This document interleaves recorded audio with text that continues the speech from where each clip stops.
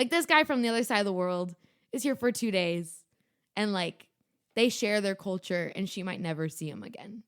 So I don't think the husband's a bad character. I think he's justifiably insecure. It just came off very annoying.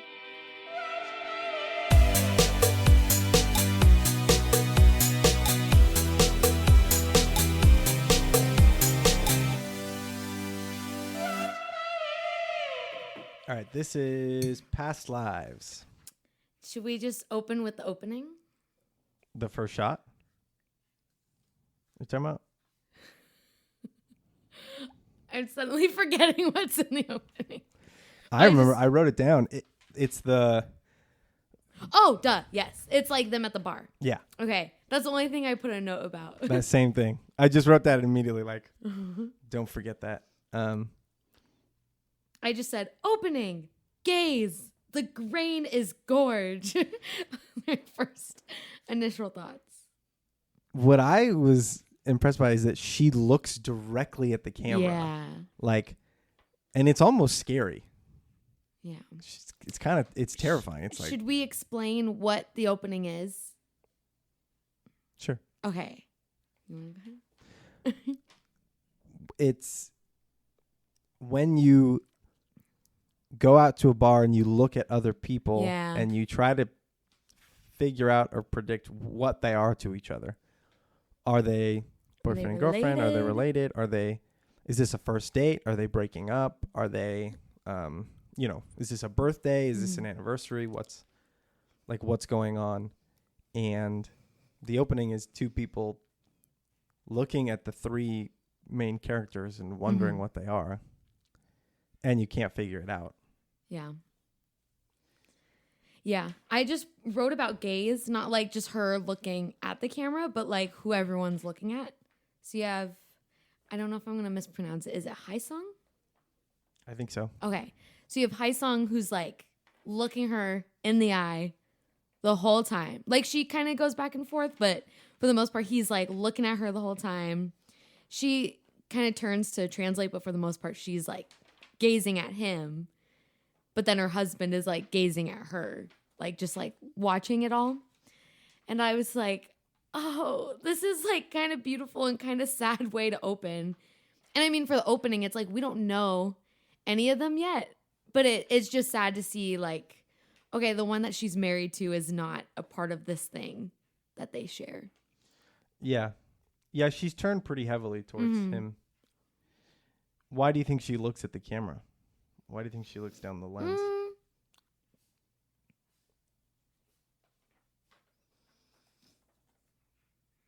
I don't know. Maybe the director just threw that in for like this marks the end of the opening. I don't know. I also put that the grain, and this is true for the whole movie, not just opening. The grain is so pretty. Like, I just really enjoyed watching this visually, even when I was sad. It's like, wow, this is really beautiful. Yeah, they did a good job of making it come out in like the warmer colors, you know?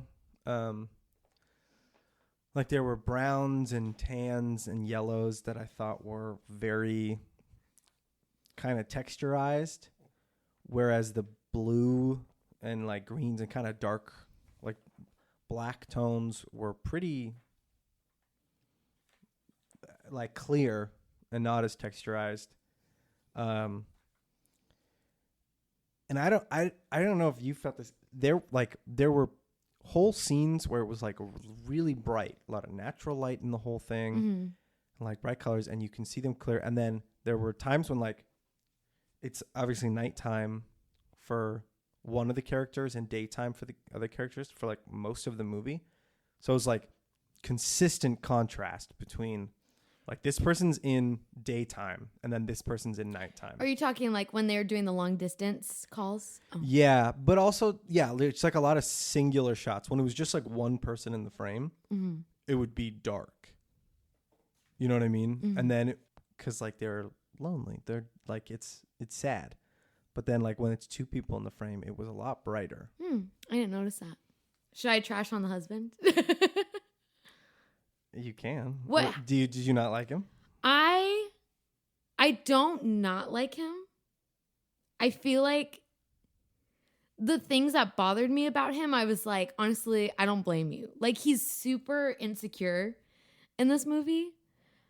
And so those are the moments where I was like, you're really bothering me. Like, you're projecting so much onto her. She hasn't done anything wrong. She's seeing like this childhood friend who, you know, has traveled and they happen to be in the same place for the first time in forever. And so I was like, he's annoying because he's being insecure, but we're only like really seeing a good chunk of their lives during this like 2-day trip for Hai Song. And so I'm like, yes, he's insecure, but also I'm like, okay, like, let's be realistic. I feel like most people would be in that moment. I think the part where it was like bothersome is like, I think they do a great job of making Nora this like very like positive, like protagonist, like you're like rooting for her to like achieve her dreams. And it's like exciting. She's going to see her friend, but it's also like, this wasn't a movie about cheating. And that's what I was scared it was going to be. Based on the trailer, like, oh, this is going to be one of those movies where it makes you like, oh, like, I hope, you know, she leaves her husband, or I hope, you know, she lies so that she can, you know, finally be with her childhood best friend or whatever. And that's what I thought it was going to be. And I was like, that feels like a little icky, like kind of like morally confusing. But I think they did a good job of like, she doesn't lie to her husband in this. Like, there's really no moments where you're like, oh, she like messed up. Like, she communicates about the dynamics of their relationship. Like, I'm going to take him on a tour. So that's the only thing that bothered me is like, wow, he's still being insecure, even though it's like, hey, dude, like this guy from the other side of the world is here for 2 days and like they share their culture and she might never see him again. So I don't think the husband's a bad character. I think he's justifiably insecure. It just came off very annoying. Yeah. I mean, they definitely don't do a good job of like making you like him or showing why she's with, like, why, you know, she stopped talking to Hai Sung and then all of a sudden she's like, she falls in love with Arthur at this artist residency. But then they don't go any further than that. Like, it's really just like he was there. They could have shown like, I feel like they intentionally did not show the wedding, the, you know, their life dating and being in the same city and like being in New York City. They're both writers, so there's like a connection there. Instead, it's just an immigration desk where they like, that's how they establish they're married and that like this is 12 years later and life has moved on and now she's with him. It's all in an conversation with an immigration officer at the airport, like, and that's like, I guess I get it. Like, that's not what the movie's about. Like, it's not like, oh, you missed out on this childhood love and then, oh, but you get to move on and it's all happy now that you're in this new city and it's all great. Like, no, like that's not what they were trying.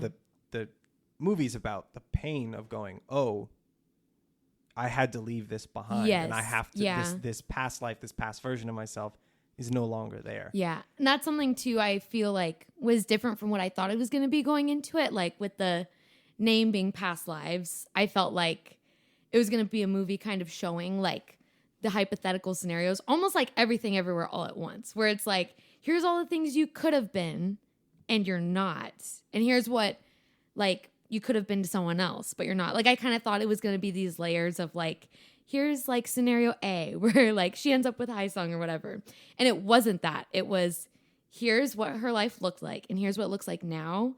And by the time you get to the end of the movie, I don't think it's about like, oh, what is she going to decide? Like, she's like happy with her life in New York and her husband. Like, this isn't like, oh, I'm trying to leave him.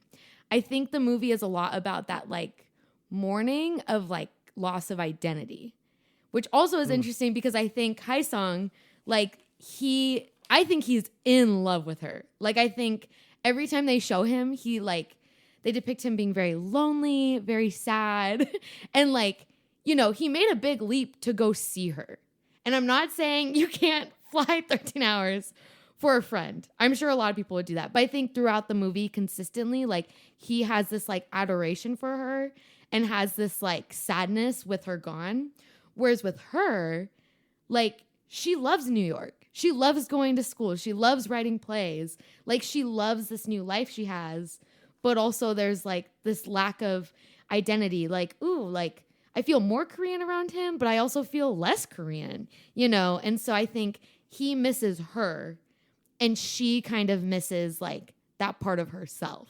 Like, you know, this is what my family did when we were in Korea. This is what I did in Korea. And so, yeah, it doesn't seem like who is she going to choose to be with? What relationship is she going to be in? It's just like that loss of identity, like cultural identity. Yeah, I agree with the identity part and how like seeing him and him coming visiting is like, you know, her kind of confronting like, hey, like this is a part of me that's no longer there. And like, I had to leave all this behind, but they don't show a lot of like her loving New York and loving the life, like being a writer. They don't really show it at all. You know, there's just like those, like, I mean, I guess they kind of do with like the residency. So maybe you're like, she's walking through that house and like, she seems to enjoy like when they're all sitting around that table or when she's with him or like during the play practices and she's like sitting at the desk or when the guy's like, I really love what you wrote, the thing about a lifetime of rotting. But other than that, they don't like, it's not like, oh, it's not like a redemption of I immigrated to the States and I like said goodbye to this thing, but now I get to win a Pulitzer Prize for writing, you know? Mm-hmm. Because like the whole thing is like, she tells her friends like, oh, Koreans don't win Nobel Prizes for writing. So she moves and then she's like, actually now I want to win a Pulitzer. But they don't touch on that after. Mm-hmm. It's not like she went on to do this.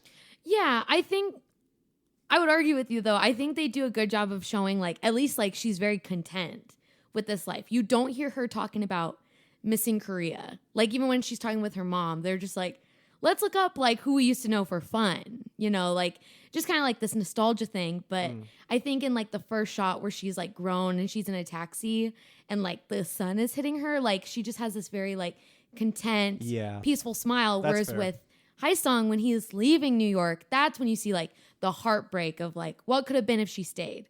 But I think they do a really good job of like, hey, like her family immigrated for something and like she has achieved a lot and she's really content. Like she built a life for herself. And the other reason fair. I say I think it's more about cultural identity than like love and like first love and all that is because even like that bar scene, the way it ends, like Nora and Hae Sung both basically come to an agreement that like this was good. Like her leaving ultimately was good. Yeah. You know? So it's like selfishly you want to like, well, we were each other's first loves and everything. Like selfishly you want to like, oh, that's what's most important. But they both are like, hey, this is like something you had to do. Like this was really good. Yeah, that's fair. I think it's a lot more about immigration, culture, loss of identity. And Arthur at the end goes, hey, I'm really glad that you came. That was the right thing to do. Mm-hmm. So he's also recognizing like, hey, I don't really get this, but I don't know what the heck's going on here, but like clearly it was a good thing. Oh, he does. Arthur knows exactly what's going on here. That was the other question I was going to ask. Do you think Arthur is fluent enough in Korean to hear that entire conversation? Because he kind of looks like he sees it when he's like, when Hae Sung is like, oh, like, would we have gotten married? Would we have dated? Would we have broken up? Arthur kind of like glances over. Like he knows something's up. I bet you he picks up on like certain like big words like married, moved, kids, you know, and I think the inflection of the voice too, like, oh, are they like talking quieter and kind of leaning in? Or is it just, oh, what do you do for work? I think he can tell the difference between that. And the fact, again, like, it goes from this being a conversation with all three of them and Nora shifting and translating to just Nora facing Haesung. I think that's when it's like, okay, whatever they're talking about is about them. And I'm not a part of that. Yeah. And again, that's why I'm like, I don't hate the husband. I'm like, I would be insecure too. I think like, I don't think we can relate to this, but I do know couples where like they have completely different cultures, or one of them, you know, their family immigrated here, the other one didn't. And so this insecurity of like, I'm not fluent in your parents' native language. I can never have the same depth of conversation with them as someone who maybe you grew up with or someone who's from that culture. You know, like I think there's a lot of insecurity in that for good reason. Again, which is why it's like so heartbreaking. Like this isn't just like they all grew up in New York and she meets this guy she went to kindergarten with. It's like this whole other kind of heartbreak. Yeah, that's fair. I mean, they don't draw any parallels between like her childhood life, you know, all these scenes of her and her sister in Korea and the classes in school and like, you know, and then later on, like in New York, there are two different lives, two different parallels. And that's like really where it came into my mind is like all the earlier scenes where she is young are very like warm and I don't know, kind of like simple. Yeah, and then, like, I was gonna say simple. And it's a lot of wide shots. Like you see this wide of her, and her and him on the date. You see this wide shot of them walking, and then like once she gets to New York, everything's close up. She's in her apartment. You're crowded. She takes up all of the frame. It's kind of like, hey, this is two different lives. And then when you like, that's why it's called past lives. It's like, oh, this is when you see this childhood friend, you are reminiscing on a past life. It's no longer there. And again, that's why I think they make Haesung seem so much sadder. Because again, I know they don't have Nora jumping for joy in every shot, but when they are like FaceTiming a lot, we see these parallels of like, what does it look like to be a young adult for them?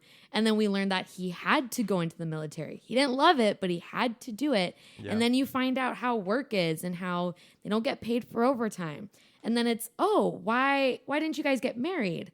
Well, if she's going to marry someone who's an only child male, I think he was saying, she needs to be with someone who makes more money than him. Yeah. And then you see Nora's life where it's like, she got to go to school, not to say like, that's what, like, oh, here's the better life. But you know, it implies she had a lot more options than him. She didn't have to go into the army. She got to go to school. She's studying something that, you know, is also kind of a privilege. You know, not everyone, when they go to college, chooses something like writing. So that kind of shows that freedom too. And then it's like, you know, they got married pretty early. And he had, like, Haesung didn't get to do that because of their situation. So, yeah, I think that's why it makes it seem like Haesung's so much sadder. Like, there's the piece of, okay, I think he's in love with this girl, but also like, oh, wow, here's the things she gained from moving. And my life looks different. Not to say it's better. The things she gained that I didn't. Exactly. And that's why I think by the end, there's this agreement of that was good. Because he's seeing like, wow, like she got to do a lot of cool things, you know? Yeah. And if, you know, he says, if to me, you are someone who leaves, I think it's right before that. He says like, you left because you're you. And that's like, that's what makes you you is this brave spirit to go and do this. Yeah. And if you didn't do that, you wouldn't be you, and I wouldn't have, you know. Yeah. I wouldn't, not like I wouldn't love you, but you wouldn't be the same. Yeah. And you know, I wouldn't be sitting here with this person. Yeah. And that makes me love his character even more because I don't know why this suddenly came to mind. I was like, what's a movie or a show where they do this differently?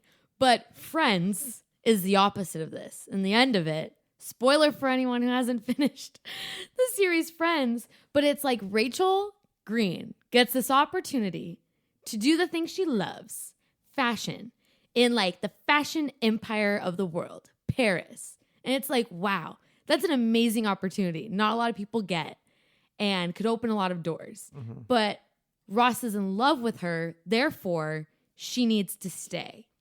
And so when you just look at it with the lens of like, well, like they love each other, it's like, okay, cool, drop everything.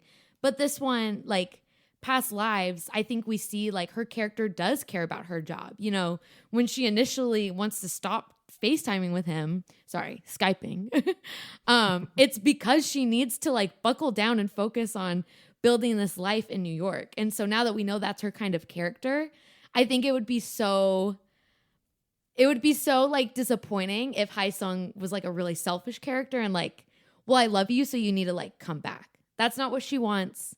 He loves her, but he also wants her to be happy. So that's what makes it all the more heartbreaking because you're like, wow, he's not selfish and he adores her and is going to let her live her life. Mm-hmm. He's not going to convince her to leave her husband or give up this life she built. Yeah, he recognizes the goodness in that. Yeah. My only critiques about this movie is a compliment. I just wish I got more. I just want more of all the things. I wish we got more of like the montages of them as children. I wish we got more insight about her and her husband. I know you pointed out a good point when we were watching it. Like, this isn't about the husband. Like, this is supposed to be more about Hae Sung and his perspective. So it wouldn't make as much sense to go into that. But like whether you like the husband or don't like him, it doesn't change anything that happened. Yeah.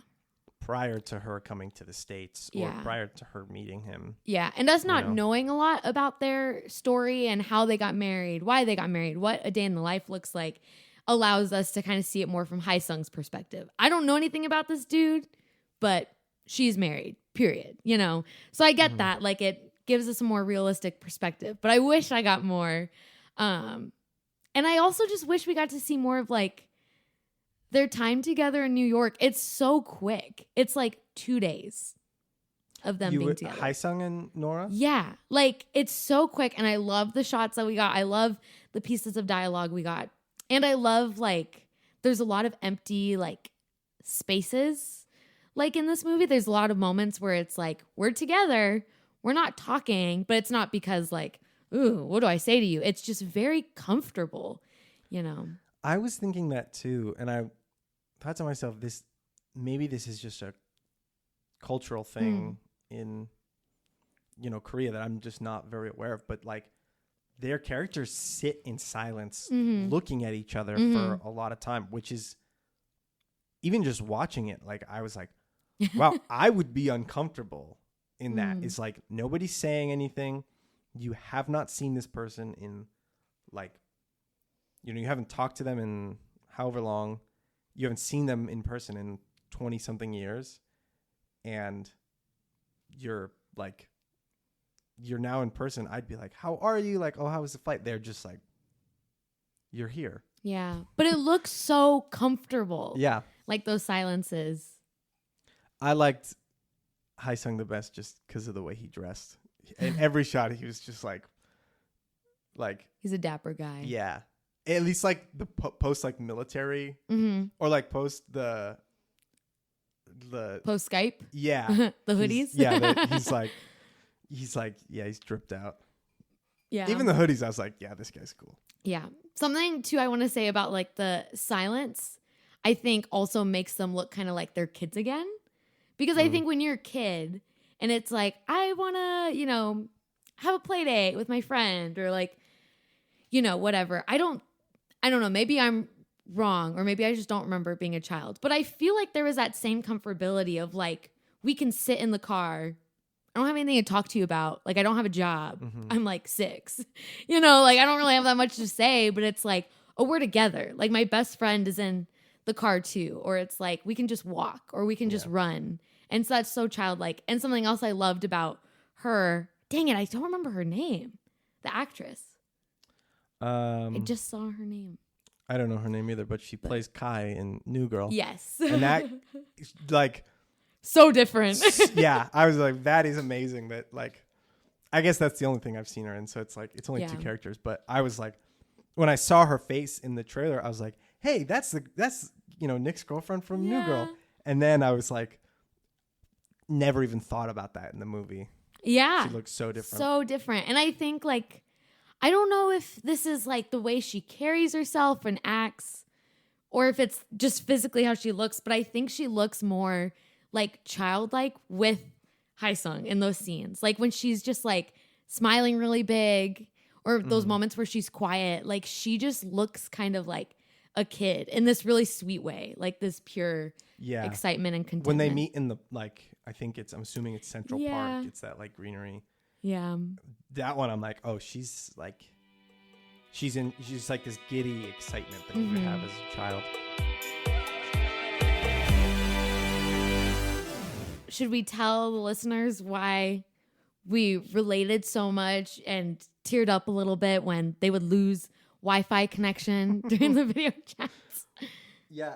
Well, so that's what I was going to say is, one, I feel a little bit old watching this because I could date it based on the technology they were using. I was like, oh, like obviously you wouldn't use Skype anymore. The font for Facebook, the layout. Yeah, exactly. Even like the MacBook Air, and she had 8-inch plug-in for I wouldn't know that. And I was like, nobody has that on their phone anymore, so she's not using that. Like, yeah, I was like, wow, this is even like before high school, like for us. It's like I could date this just based off the technology. It would be like somebody, who is born in the 80s going like, oh, you're using a fax machine. Like I know what that is. Or using a rotary phone. It's like, oh, okay. But yeah, I tensed up when the Skype call dropped. Did you? That broke my heart. I was like, are they going to stop talking to each other because they can't deal with the failed connection? Which when I was in Minnesota and you were here and when we would FaceTime and watch movies, it was pretty good for most of the part, but there were like days where it's like we hadn't talked to each other all day. Yeah. And then we finally got to sit down and talk and it was not working that day. Or like, or you would say something and I would miss like a good half of it. And I was like, I know if I asked her to repeat herself, it's only going to get more frustrating. Yeah. So I'm just going to let it sit. But yeah, that was a little, that was a little traumatic. Yeah. I got frustrated for them. And I was just like waiting for, okay, why is this not going to, why do they not end up together? Why are they just going to fall out of touch? Yeah. Like I was like, if it's going to be because it's too hard with the time difference, I was like, I'm going to cry right here, right now. Yeah.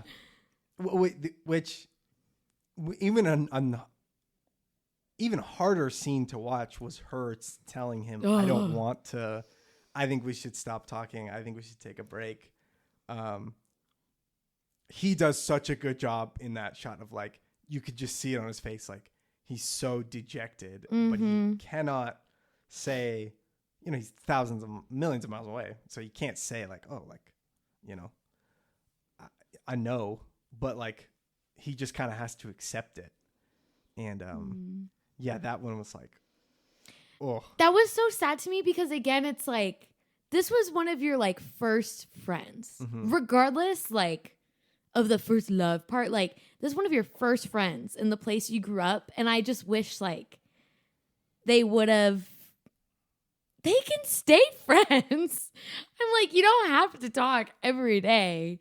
But that part broke my heart for them, not in a way of like, oh my gosh, it's like they're breaking up. But it's like, you know, like I even think of it like almost like a family friend, or like, you know, if you have a cousin and it's like a cousin from where you were born and you grew up, like I would hope you'd be okay with, I can't talk to them very often, but this is someone like I'm going to keep, you know, in my life. Like I don't have to be committed to calling at their time every week, but you know, they have Facebook by then and all that. And so I kind of wish it wasn't this hard stop, but maybe to her they were dating. Maybe to her it was more. Well, I don't know if this would agree with that or disagree, but like she says, "Oh, I want to commit to my life here in New York, and instead I'm looking up flights to Seoul." And like I don't, you know, it feels like I'm being held up. And if she had gone to that artist residency, met Arthur, but was still talking to him and still, you know, sort of in this like semi-relationship where they're long distance, they're not dating, but they, you know, have a pretty serious connection, she probably wouldn't have gotten together with Arthur. Probably would have never gotten married.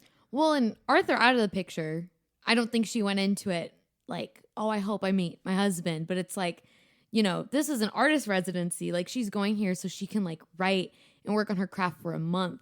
And so if she's still getting up like super early or staying up really late to be able to video chat her friend that she's not going to see in person for a year and a half, and then that puts her back on her writing, you know, like it's sucky because I'm like, I can see it, but I just wish they could have like maintained that friendship. Yeah. And then there's never this conversation of like, oh, like once I get done with, you know, this schooling in, you know, in learning Mandarin, and there's never a conversation of like, oh, I'll move to New York to be with you.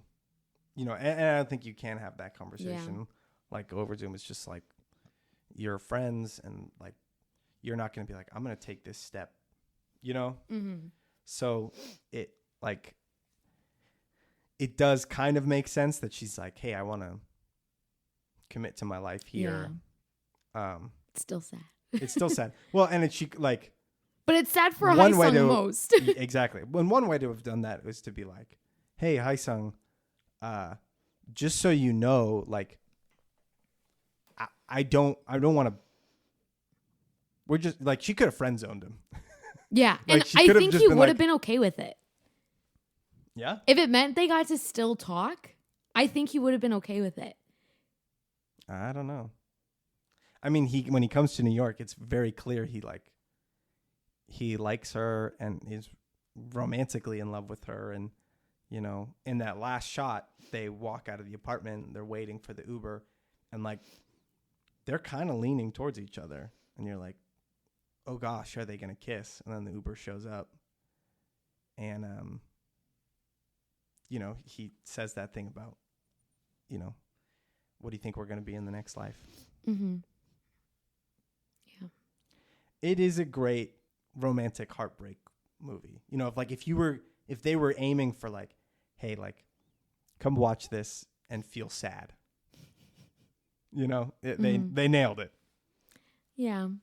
Again, I don't think it's all about the romance.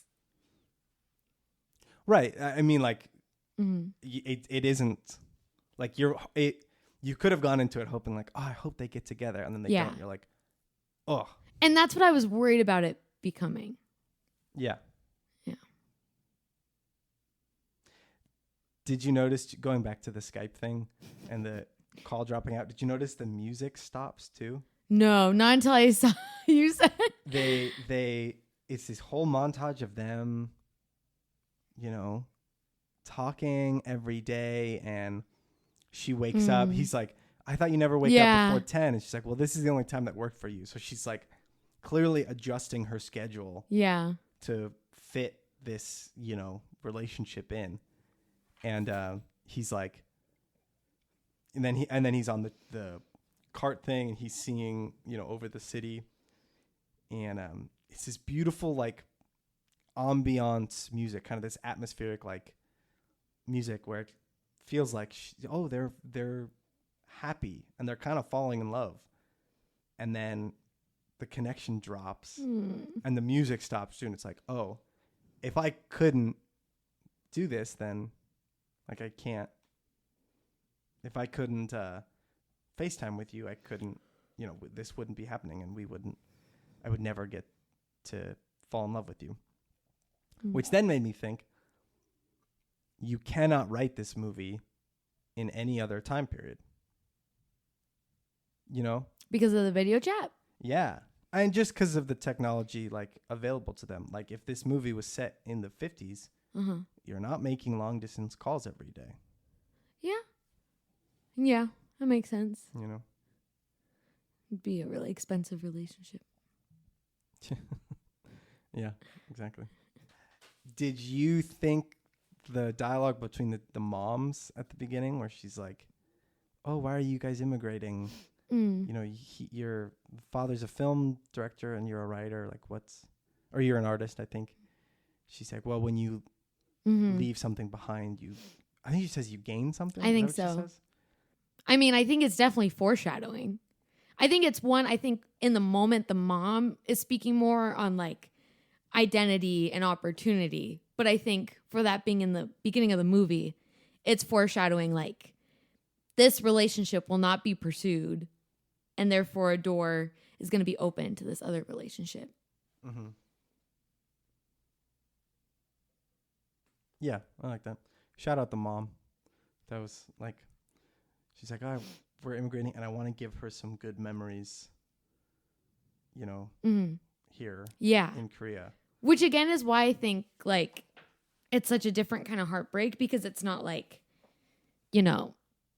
she was born in Korea and then they immediately moved. It's like, no, like she had a childhood to get a taste for where she was from. Mm-hmm. But there's going to be that wondering of like, oh, what if I would have, stayed? Yeah. And she's old enough when they leave to have some sort of like love for that, for that place and that culture. You leave when you're 6 years old. It's like, you don't really remember it, but she's old enough to be like, hey, this is who I am and who I was for the first 13 years of my life or whatever. I have a out-of-pocket question for you. Okay. How would your views on the movie change if like something did happen? Like if they kissed or they got together. Like if they kissed, or if it ended with like she leaves her husband, like if it was like ends with the focus being on her and Hae Sung being in a relationship. I don't know. I mean, it would have been a wildly different movie. What made it, what I really loved about the ending was she walks away and then she's crying, and he, Arthur, like the husband, like hugs her and like embraces her and kind of recognizes that. That to me was like, oh, okay. He leaves on his own accord without like, without saying like, come back to Korea with me or like, you should be with me. He doesn't do that. And so that's like him kind of accepting it. She does the same thing. Like she lets him leave and it's like, hey, like when he's like, what do you think we would be? She's like, I don't know. And like, I can't, she doesn't speculate on like, well, we're going to be lovers in the next life or something like that. She accepts it too. Like, hey, this is where we're at.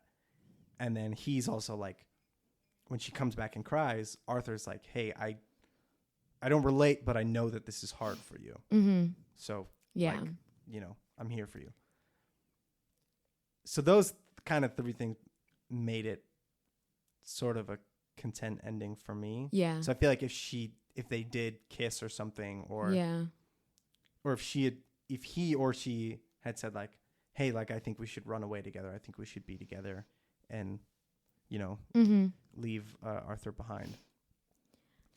I don't know. I would have felt like a little bit not cheesy, but just like expected. And like, hey, you've been building up this whole thing about her and her identity and kind of this like trying to understand who she is in all this, and that's the solution. doesn't really fit. Yeah, I think that would have been kind of too easy of an answer. Yeah, I think that could have been hard for me if it did end with like, oh, the point of this was for them to end up together for a couple different reasons. But I feel like, again, like one of the reasons I love Hae-sung's character is because he's not selfish. Like, you know, he wants to see her, wants to visit, but he's not expecting her to like throw away her life for him. And I think if they did end up together, I think it would be really confusing as the viewer to be able to tell, like, is this because like she loves him back, or is this because she's nostalgic or curious about what could have been? Because I do think that probably happens sometimes, like in relationships, like, oh, I really miss when I was young and I used to be able to party a lot. And then it's maybe I should be with someone who acts a little bit more like I did when I was younger. Or, oh, I really like, you know, miss this part about my culture. Maybe I should be with someone who matches up with that more. And it's like, is that actually about the person, or is that about something within you that you need to figure out?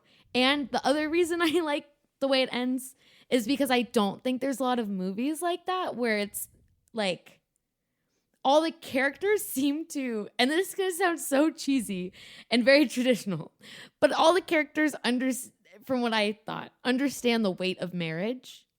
Like this wasn't, I don't know. I just think sometimes, okay, 13 going on 30. Have you seen it? Not in a long time. Not enough to remember. That's an example of a movie where you're like, they need to break off this engagement now. Like, we need this engagement to be broken off in order for there to be a happy ending. Like, it's one of those movies where you don't want her to get together with the guy and you don't want him to get married, correct? Mark Ruffalo's character is engaged. And you're like, no, like, the two childhood friends are reuniting. Like, he needs to break off this engagement so they can be together. And like, that's what you're rooting for. That's the way it's framed and everything. And it's like, whoa. Like, an engagement is a commitment, you know? And I just don't think there's a lot of movies or shows where it's like, hey, there's weight to this. It's not just, oh, we want to be married, but as soon as someone else comes along, then you should probably leave them, you know, like, and so I feel like this movie, Hae-sung has like a lot of respect for their marriage. It's like, period. Like, I don't care if the guy is super cool, if he's really weird, if he's really boring, they're married, period. I'm not going to do anything. And same for her. Like, there's no question of like, when she's talking to her husband about it, and he's the one who kind of throws out like, you know, like, is she just going to leave me? And to her, it's like, that's such a dumb question, you know? And so I think this movie like still holds true to like, they're married, done. Like, that's the end of the argument, you know? And so I just really appreciate that, because I don't feel like a lot of movies do that. I think a lot of movies kind of frame it kind of the way that Arthur's character is like contemplating it. Like, oh, I look like the villain of this white American husband, you know, like I'm the one standing in the way. And the movie instead is, he's not standing in the way. This is her husband. This is her husband. Here's someone from when she was a child, you know. It wasn't, oh, he stole her or took her away, you know, like, he's not a villain. Yeah, that conversation was interesting. It was kind of a roller coaster to watch, the scene of like he's like lying awake, and that's when he's bothering me. And at first I was like, whoa, this is gonna take a weird turn, because he talks about like, oh, wouldn't this be a great story? Is like childhood friends reuniting, and the white husband gets in the way and is like kind of the villain, and he says something to the effect of like, she married him for the green card. And I was like, whoa, is this gonna show like she, like, I was like, what was there truth to that? Or is he just kind of like running with this story? Yeah, I think that was just his lens. Well, and then at the end she says like, I want to remind you, like, I love you. Yeah. And I married you because I love you. And I was like, oh, okay, good. Like, that was a relief to me. I was like, whoa, that like she was presented with that thought of like, hey, look at it from this lens. You two are childhood best friends, you know, and you're reuniting as, you know, destined lovers and destined to be together. She's presented with that idea and she still shuts it down and goes, hey, no, you're my husband. Like I'm with you and this is my life now. And like, I'm content and I love this. And it's heartbreaking to, be face to face with that identity change from when I was a child to when I am now and what was left behind. Yeah. But I'm going to stick to where I am now. Yes. Yeah. Which, she stops talking to Haesung and cuts it off, over FaceTime because she wants to do that. Yeah. And then later on, like when she does have that conversation with Arthur, it's like, hey, I'm sticking to this, even though it's painful, seeing him. So. Yeah. And at no point has like Nora told Haesung, like, I love you. Like he admits that he loved her and she never says the same thing. So this movie is not about her like wishing she got back with him or, wanting to move and leave to be with him. And again, that's why I think it would be weird if it ended with them together because it's like, why are you different now over these 2 days? Yeah. But in all this time that's passed, you haven't pursued this. So I think the ending was true to the characters for who they were. I thought one of the funniest things of the whole movie is how it gets increasingly more and more coupley in the background. Yes. Until they get to that bar scene. Yeah. Which is cool because it's like the movie starts with your like the perspective of observing them from the outside, and it's a boy and a girl, like it's a couple talking, like, hey, who do you think they are to each other? Yeah. And then throughout the whole movie, you're seeing these people in the background, these couples, and you're like, oh, like it's not only just like the juxtaposition of like, Nora and Haesung, and then all these people, and they're love torn, but it's like, oh, you're going back to what the movie was established to be about. Yeah. Well, and I think that's more from Haesung's perspective because we see a ton of couples when he and Nora break it off, like they're not talking anymore. He's on the subway sitting across from couples, he is usually by himself.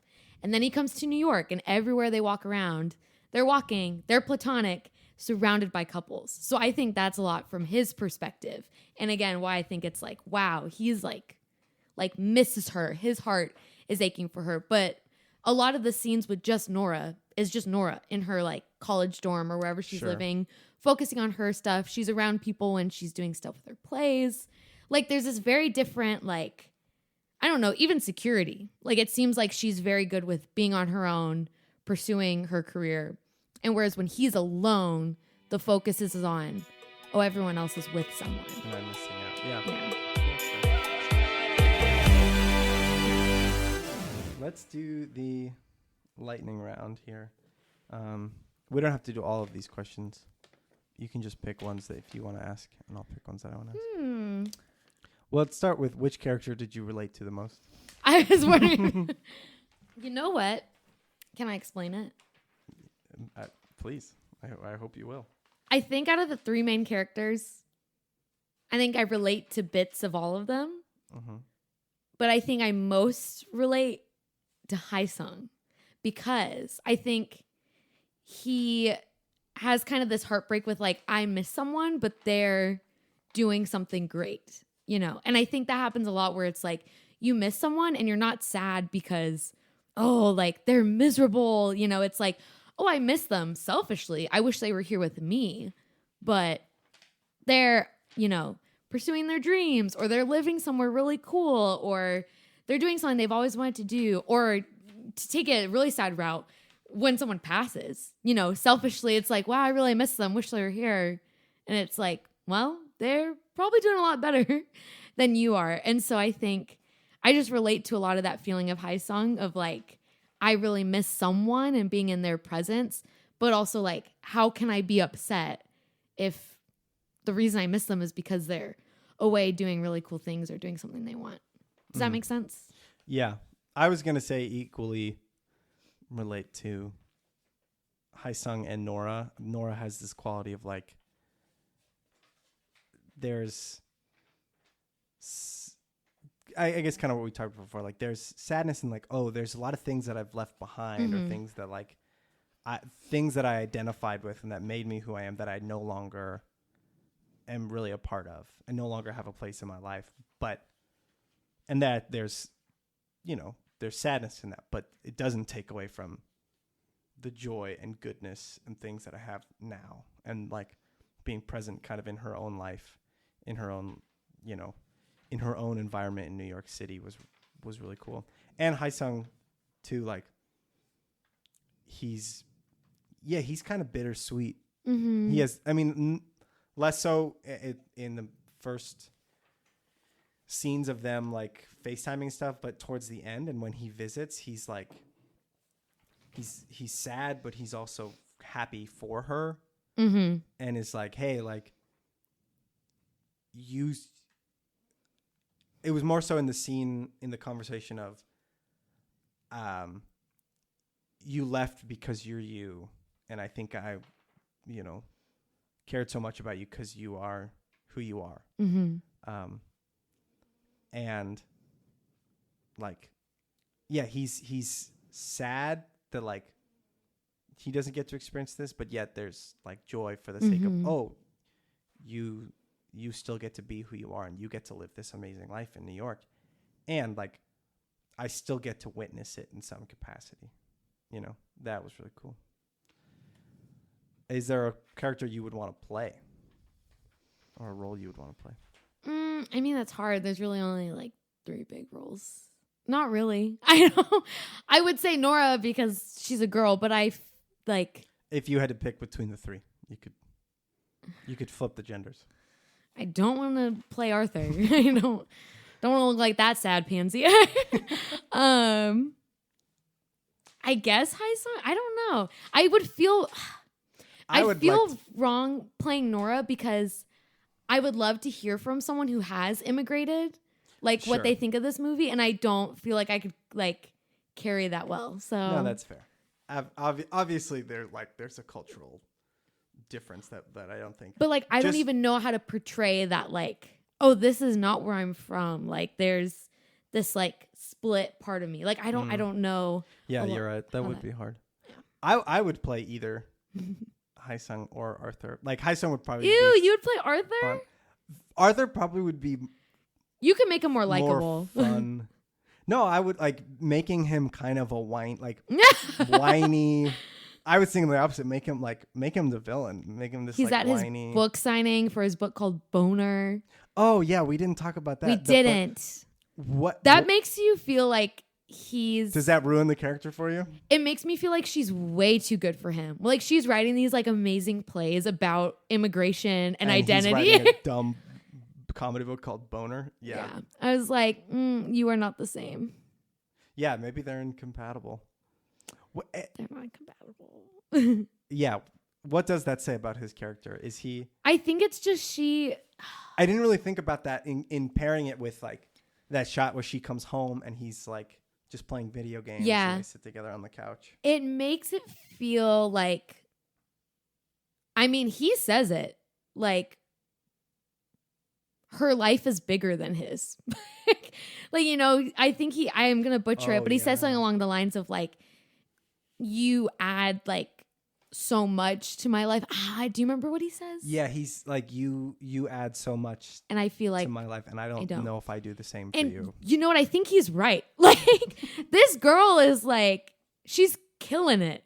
Like, I feel like she's making a really big impact. Like it seems like, she's good at her craft, but it's like beautiful. Like it's not just, oh, you're a creative writer. It's like, you know how to like illustrate this story really well, And so it does feel as if like her life is kind of bigger than his, She's spending time giving a tour to her friend from Seoul, where she was born and grew up. Yeah. And he's home playing video games. And that's, again, this film takes place in a very short amount of time. So I think, obviously, that makes it look like he doesn't have a lot going on. And wow, she has this big life. I'm sure if we got more time to see a day in the life of her and Arthur, I don't think I would feel the same way. But they're highlighting that, and it does make it seem like she's larger than life, and he's just this lame guy. Yeah. But it's just fair. how it's framed. That's fair. I guess that's why I would have liked to play him. It's like he's just kind of a whiny dude. So that I feel like that answers another question on here, which is there a side character who should have got more screen time or should get their own movie? Oh my gosh. You know what I was thinking? I would have loved to know what happened to her sister. Okay, it's another thing I was thinking of is that you never see her family post immigration, and she says, they in that scene where they're coming back from the immigration airport area, they're talking to the officer. Oh, they're in Toronto. Yes, I forgot about that. And she says at one point, I had to immigrate twice. Yes. To be here. So they've obviously moved to Canada, and then she moved to New York. Yeah. Yeah, and you just hear the mom's voice in that small conversation at the beginning. I want to know more about the sister. So, I mean, I think that's an intentional choice of like, they're in Toronto. She's leaving behind her family. Like, this is a new identity. Mm-hmm. And that's really hard and really painful. And like, she's pursuing what she wants, but like, she leaves behind so much. Yeah. And so if you did incorporate like her relationship with her sister, it like, or her mother or her father, it would be like, hey, you still have a piece of home. You still have a part of this past life. But she kind of doesn't. But she doesn't. It's hard. I mean, she even says, the only people I speak Korean with are you and my mother. Mm-hmm. And then she says, my mom doesn't even call me, I think it's Na Young or something like that. Her Korean name. She says, even my mom calls me Nora now. So like, she clearly doesn't speak Korean with her sister if she does talk to her anymore. So it's like, maybe something happened. Or maybe it's just this idea of you just leave everything behind. Yeah.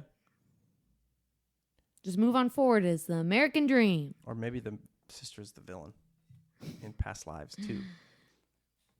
Future lives. I was just going to say that. That also answers, what would you like to see in a sequel in this movie? No, I don't want to see a sequel. No, it wouldn't be. I like it ending ambiguously. If they had gotten together at the end, then I would have wanted to see a sequel where it's like she has to figure out how to assimilate back to a life that she, do they move back to Korea? Do they live in New York? What goes on, But I don't want to see a sequel to this movie.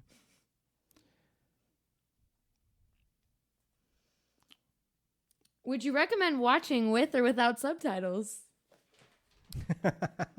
Well, when we were watching this on Amazon Prime, the subtitles would cover up some of the translations when they were speaking totally in Korean. So there were several lines that I was like, we need to turn the subtitles off because our subtitles would say see the translation and then turn it back on later when they're speaking English. But I kind of liked it without the subtitles, even when they were speaking English. I needed them. Yeah. There were a lot of little like comments that I felt like were foreshadowing, like even like the little like really quick scene when she has like a table read or something and she's getting like comments on her writing. Like I missed it at first and I'm like, oh, I want to like catch it because I just feel like there's little lines that give you like an idea of who she is. We didn't catch it until we went back to it, but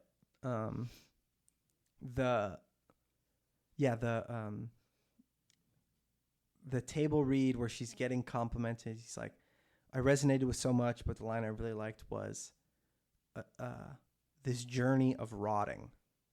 And then later, she's having another sort of play thing, rehearsal, where the woman says, like, it all cost you to be here. You took a cab, and she's practicing, like, what she's saying on stage. And so she's talking to an audience that's like, you took a cab or a train to be here. I came across the Atlantic Ocean or something like that. it costs more than others, mm-hmm. which is clearly about her own experience. But the journey of rotting line, I was like, what is that? How is that relating to her, her kind of identity shift? And her relating to her past life. I think it's contrast with her past life, because something that I liked about, they keep bringing up this like idea, this like philosophy of like past lives and everything. And so there's kind of this acceptance and like belief in, I'm going to be something else in the next life. And I've been something else in the past life. And there's like this really peaceful acceptance with it. But I think it's more American to agree with like how she phrased it, like the process of rotting. Like, this is what you do. You grind and you grind. You live this life to the fullest, and then you're done. And so I feel like that was representing her like more American identity of like, these are the things I'm going to achieve while I'm here, and then that's it. Whereas like for him, there's still this like, idea and hope and belief in, oh, there's so many things I've been, and there's so many things I'll be in future lives, and they're very different cultural philosophies. Would you read the book version of this? I actually was going to say, is it a book? I don't think it is. I don't think there is, but no, I do remember reading the director. I can't remember her name, but it's a female director, and it's semi-autobiographical. Well, it reminds me of the book Crying in H Mart. And I'm sure some people like AK Christine will relate to this. I loved that book. And the reason it reminds me of that is just, again, that like wrestling with identity and like being too much of this culture or not being enough of this culture. Because in Crying in H Mart, it's about this girl who loses her mom, and the girl lives in America. They've immigrated here. And it's also a autobiography. Like, this is a real story about her grieving her mom. And like, she just shares a lot of stories about like the food that her mom cooked, or the beliefs her mom had, the traditions her mom had, and all these things. And her dad, I want to say her dad was like white American and her mom was Korean. And so once she loses her mom, she really wrestles with feeling like, I'm not like as Korean anymore. Like, I don't know all those recipes. I don't have someone who's like speaking in Korean to me. And so like, at the end of the day, you're still whatever cultures you represent, but that feeling of like losing it, So that book was like really heartbreaking, but also like gave a lot of insight. And watching this reminded me of that, So would you watch a movie version of Crying in H Mart? I would, but it would be really hard. It'd be You'd really be very critical of it? I'd be crying a lot. Oh, I see. Yeah, that's fair. Here's a fun one. What artist should have been featured on this soundtrack? Oh. I was going to say Japanese House. Well, mine is... What's up? Mine is similar. Crying in H Mart was written by the girl who's in the band Japanese Breakfast. And so because it reminds me of that book and the themes, I would want one of her songs in it, in the credits. I don't think there were any lyrics in any of the soundtrack, but I think the credits would be nice to have that, just because thematically their stories seem similar. Yeah. I'm just trying to think of like not very popish artists, specifically female artists who like kind of have, I don't want to say indie, but like sort of mellowish, like Japanese House. Japanese House, Phoebe Bridgers. These are just the ones that I like. You would like Clairo. Claire, yeah, that would be good. Yeah. Who's the one that does Youth song? Troye Sivan? No. Youth? Daughter, I think is the name of the song. You sure it's not the artist? And if you're still breathing, you're the lucky one. Oh, I don't know. Or Yeah, I don't know. I like that it was instrumentals though. Because again, it was like, here's all the space. Yeah.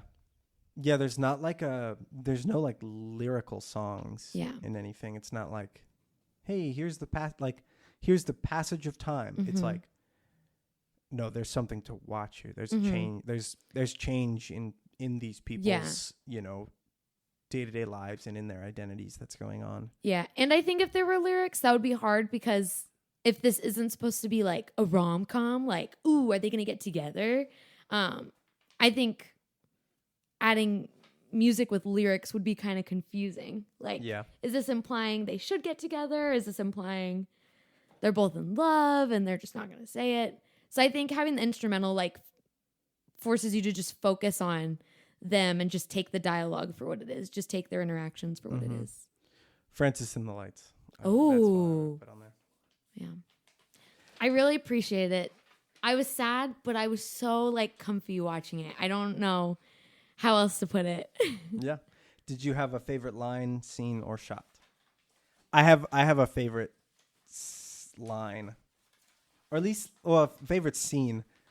Just like my favorite interaction was, I don't remember the exact words, but he says something like, "You got married. You got married after we stopped talking," and she's like, "You started dating." Yeah. And she's so quick. She snaps at him, and I was like, "Yeah, that's like." I don't know, that was like, oh, that's good for her. I feel like that represented her character well. It's like, hey, like, I'm going to be confident in this. I lived my life. You lived yours. Yeah, exactly. No one betrayed anyone. That was a cool dynamic. My favorite shot was like, obviously there's that shot when they, it was like kind of almost cheesy, but it was so simple.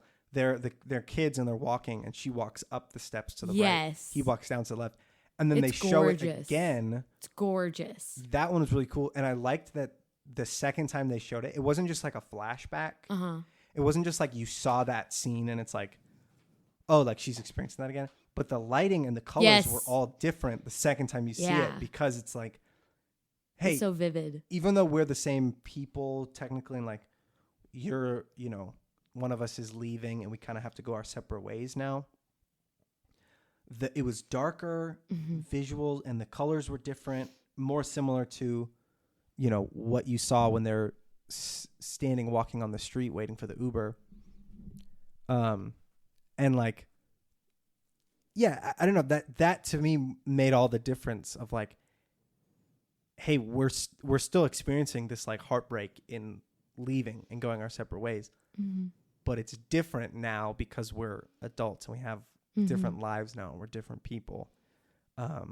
So it's not just like, oh, remember how hard that was the first time. It's like, hey, no, this is a new pain, so that was my favorite shot for sure. And just my favorite scene is them sitting at the bar with the husband there. And then all of a sudden, it's just like, it's all three of them when she's trying to include him. She's trying to translate. And then all of a sudden, it cuts to just the two of them. It's just like it goes down to his sad looking face. You don't even see him. You barely see him in the background. It's just the two of them in frame. And then it cuts down even closer to, it's just him in the frame. And then it's like over the shoulders, and it's dialogue. It's their interaction.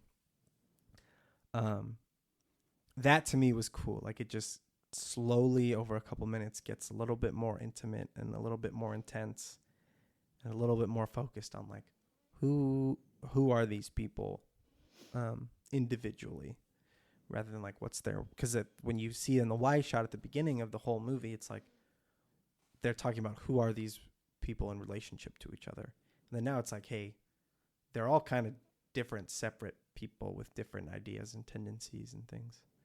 So that whole bar scene was, and I also liked the shot where Hae-sung and Arthur interact, and he's like, you see the couple in the background and the couple full on making out. Yeah, and the bartender and all the glasses and stuff, and they are very separate. They're like, there's a seat where she was in the middle, and they're separate.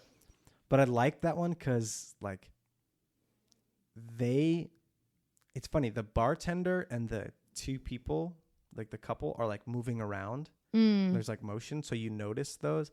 And then Arthur and Haesung are kind of just still for the first second or two. And it's like they're cemented into the background of the shot.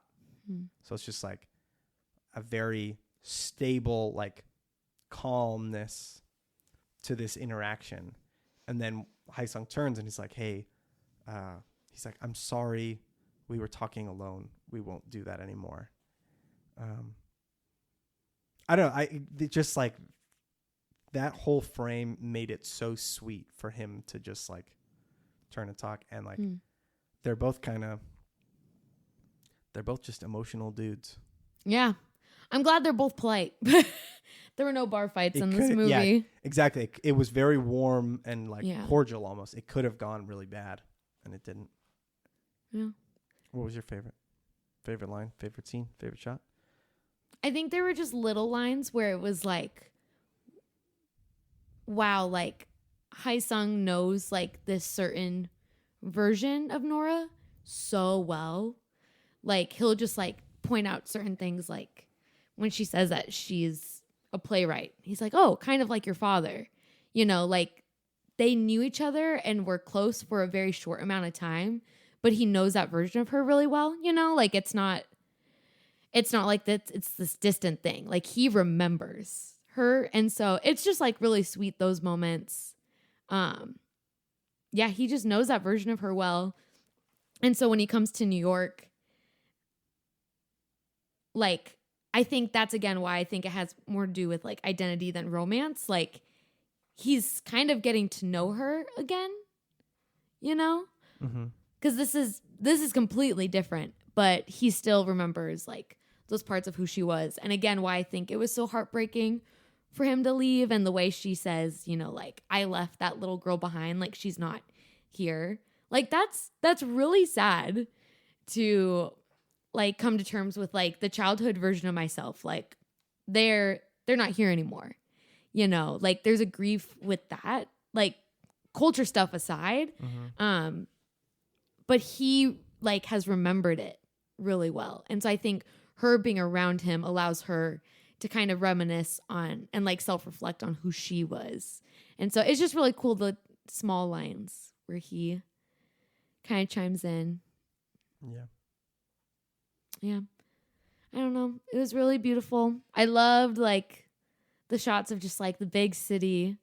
Just looked so pretty. All the lights. Yeah. Another one of my favorites that you just reminded me of was when they're FaceTiming or they're Skyping, plug, and you see the city. I honestly don't remember which one was which. I think you see like Korea, the shot of the city that he's in, and it's daytime. And you can hear them talking still.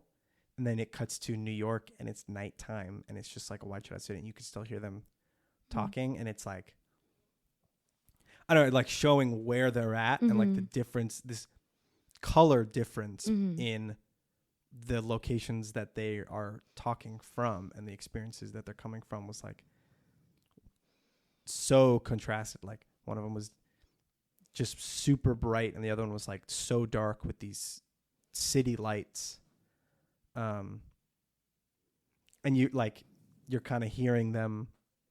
It's like the soundtrack of them reuniting. That one I really loved. So what would you give this movie out of 10? 9. 9. Yeah. Wow. I literally just want more. I just wanted more. I think it did I don't know. It's different from a lot of movies like that. I think it proved that, you know, people who meant something to each other don't have to jump each other's bones. Like the minute they see each other, like it's really sweet. Like they can, yeah, I just think it was so much bigger than like a romance and what could have been. Yeah. Yeah, I agree. I think I would probably give it an 8. Just because like, 8 feels good. Yeah. And like really only because it's sad. Like it's hard. You fall in love with these characters and you're like, oh, like, yes. Oh no, like they have to go through this, but you don't want it to end a different way. It's just like, it's kind of hard to see. It has to be sad. Yeah. And the only like big complaint I would have is that the subtitles cover up what the that's not the movie's fault. That's Amazon Prime. That's the streaming service's fault. So just impacted the viewing experience. But 8 to me seems good. 8 seems right. Yeah. I just want more. It was so good at, like, it's not super dependent upon the dialogue. Like, it was a good mixture of like visual storytelling and just the blocking. Yes. In what they're doing. Yes. In the way that the camera moves, in the way that they're positioned. And also like what each actor said kind of without their actual words. Like just the looks on their faces and reactions to the environments around them. Specifically, I thought the kids, the 2 actors in the beginning that play them were really like, I was like, oh, this is cool. Like this is like it's, I don't know, like that relating to who they were later on in the movie really matched up well. I wasn't thinking to myself like, oh, they're like totally brand new people, which is like kind of the point of the rest of the movie. But the actors themselves, I was like, wow, the little kids look and act and seem like the same person that is later on. And they didn't have to have these like huge grand conversations. That's something that I loved, and something I would love to see in more films is allowing for this space. Yeah. I think I'm someone who loves like really dialogue heavy movies because mostly I like funny movies. So I want to like hear a lot. I don't know. Like I don't know. I guess it's just my attention span or something. But I think those like spaces were just, it was so good. It made a big difference. And I want to see more of that in movies.